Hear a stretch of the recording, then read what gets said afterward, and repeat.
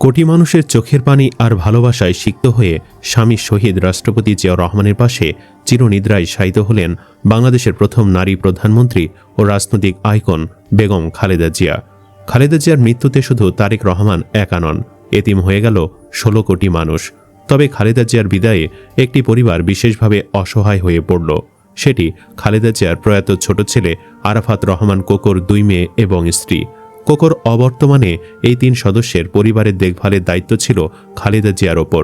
কিন্তু আপসীন এই নেত্রীর বিদায় বলা যায় এতিম হয়ে গেল কোকোর স্ত্রী শর্মিলা রহমান ও 2 মেয়ে জাফিয়া এবং জাহিয়া রহমান। বলা হয়, বাংলাদেশের রাজনীতি কিংবা মিডিয়ায় যেভাবে তারেক রহমানের স্ত্রীর সন্তানরা ফোকাসে থাকেন, তার 1% ফোকাসও পান না কোকোর পরিবার। গতকাল খালেদা জিয়ার জানাজার আগ পর্যন্ত শর্মিলা ছাড়া কোকোর 2 মেয়েকে নিয়ে মিডিয়ায় কোনো সংবাদ প্রচারই হয়নি। কেউ কেউ বলেন, জিয়া পরিবার কোকোর ফ্যামিলি অনেকটা যেন উপেক্ষিত। সামাজিক যোগাযোগ মাধ্যমে একজন লিখেছেন, আরাফাত রহমান কোকোর 2 মেয়ে ও পরিবারটি আবার এতিম হলো, আল্লাহ তাদের সান্ত্বনা দিন। আরেকজন লিখেছেন, মারা গেলে দৃশ্যপট থেকে শুধু হাদি নয়, কোকো ও কোকোর পরিবারও অদৃশ্য হয়ে যায়। বিএনপি সব ক্রিম খাচ্ছে, তারেক ও তার পরিবার, উপেক্ষিত কোকোর স্ত্রী শর্মিলা ও তাদের 2 মেয়ে। গত 1.5 বছর কোনো মিডিয়া কি তাদের কোনো খবর দিয়েছে? অথচ অসুস্থ হবার পর থেকে শর্মিলাই খালেদা জিয়াকে সবচেয়ে বেশি আগলে রেখেছিলেন। এমনকি শুধুমাত্র শাশুড়িকে ভালোবেসে দ্বিতীয় বিবাহ করেননি শর্মিলা। জানাজার ঠিক আগ মুহূর্তে ফেসবুকে আরেকজন লিখেন, আজকের এই দিনে খুব জানতে ইচ্ছে করছে কোথায় আছে আরাফাত রহমান কোকোর স্ত্রী শর্মিলি রহমান এবং 2 মেয়ে জাফিয়া রহমান ও জাহিয়া রহমান। যদিও শেষ বিকেলে কোকোর স্ত্রীর সন্তানদের দেখা যায় দাদির জানাজায়, যেখানে তারেকের স্ত্রী এবং জিয়া পরিবারের নারী সদস্যরা ছিলেন। এদিকে তারা কখন কিভাবে লন্ডন থেকে দেশে ফিরেছেন তা নিয়েও মিডিয়ায় কোনো আলোচনা নেই। কেউ কেউ বলছেন, তারেক রহমানের উচিত ছিল কোকোর মেয়ে 2টিকে তার সাথে করেই একই প্লেনে লন্ডন থেকে আনা উচিত ছিল, কিন্তু সেটি হয়নি। বলা যায়, শর্মিলা রহমান সিথি যেন এক নিঃশব্দ বিপ্লবের নাম। স্বৈরশাসকের রক্তচক্ষু উপেক্ষা করে নিজের জীবনকে বাজি রেখে নির্ভয়ে তিনি মালয়েশিয়া, লন্ডন ও ঢাকায় খালেদা জিয়াকে সময় দিয়েছেন। শেখ হাসিনার আমলে শত খারাপ সময়ে বিএনপি চেয়ারপারসন বেগম খালেদা জিয়ার পাশে যে কয়েকজন মানুষ ছিলেন, এদের মধ্যে অন্যতম ছিলেন ছোট ছেলে মরহুম আরাফাত রহমান কোকোর স্ত্রী সৈয়দা শর্মিলা রহমান। পরিবারের প্রতি তার বিরল ভালোবাসা থাকলেও গত 10 বছরে তার জীবন থেকে হারিয়ে গেছে প্রিয়তম স্বামী কোকো ও জন্মদাতা বাবা ও মমতাময়ী মা। এত কিছুর পরেও ভেঙে পড়েননি এই বিপ্লবী নারী।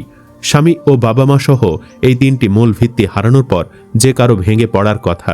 জীবনে বড় শূন্যতায় মানসিকভাবে দুর্বল হওয়ার কথা। মানসিক চাপ, শোক, উদ্বেগ ও হতাশা সব ছাপিয়ে তিনি যুদ্ধের ময়দান থেকে কখনো পিছপা হননি। জিয়া পরিবারকে আগলে রেখেছেন পরম মমতায়। শাশুড়ি খালেদা জিয়াও ছোট ছেলেকে হারিয়ে শর্মিলা ও তার 2 মেয়ের ভবিষ্যৎ নিয়ে চিন্তিত হয়ে পড়েন। খালেদা 2 পুত্রবধূকে ভালোবাসেন মেয়ের মতো।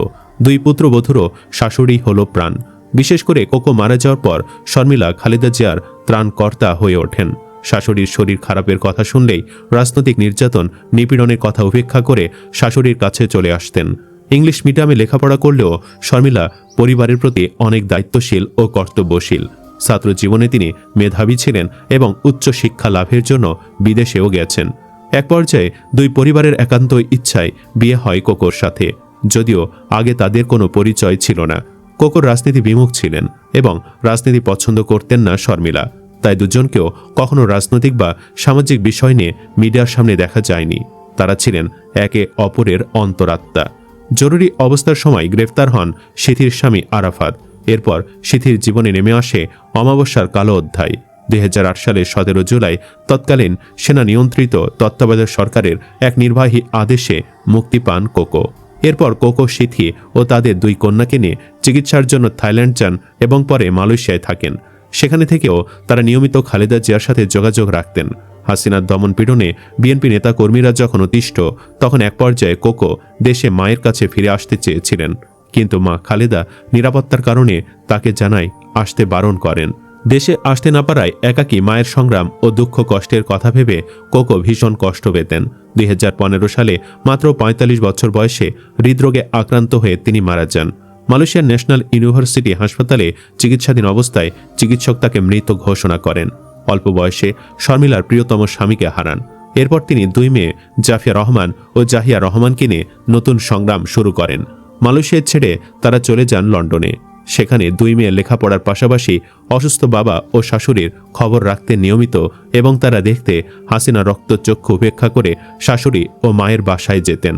কোকো মারা যাওয়ার পর 2017 সালের মার্চে শর্মিলা তার প্রকৌশলী বাবা MH হাসান রাজাকেও হারান।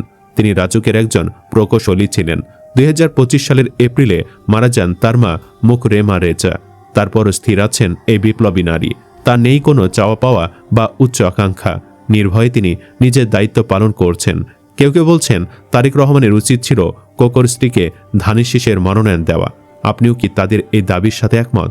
কমেন্ট বক্সে জানিয়ে দিন আপনার মতামত। ভিডিও ভালো লাগলে লাইক দিন এবং চ্যানেলটি সাবস্ক্রাইব করুন। ধন্যবাদ।